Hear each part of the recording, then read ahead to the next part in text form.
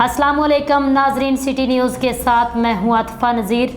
ननकाना साहब से खबर आपको दें। ननकाना साहब के इलाके मोड़ खुंडा कॉलर के मुताबिक पक्का किला रोड पर वाक़े नारूकी गांव के करीब एक अफसोसनाक वाक़या पेश आया, जहां एक शख्स ने मुबैना तौर पर दरिया रावी में छलांग लगा दी और डूब गया। वाक़े की इत्तला मिलते ही रेस्क्यू 1122 की इमदादी टीमें फौरी तौर पर मौका पर पहुंच गईं और water rescue and search operation का आगाज कर दिया। रेस्क्यू एहलकारों ने मुसलसल तलाश के बाद दरिया रावी से डूबने वाले शख्स की लाश बरामद कर ली। रेस्क्यू हुकाम के मुताबिक जाम बहक होने वाले शख्स की शिनाख्त 50 साला जमात अली के नाम से हुई है। Water rescue and search operation की निगरानी district emergency officer Mohammad Akram Panwar ने की, जबकि ज़रूरी कानूनी कार्रवाई मुकम्मल होने के बाद लाश मुकामी पुलिस की मौजूदगी में वुरसा के हवाले कर दी गई। रेस्क्यू हुकाम ने शहरियों से अपील की दरिया और नहरों के करीब एहतियाती तदाबीर अख्तियार करें।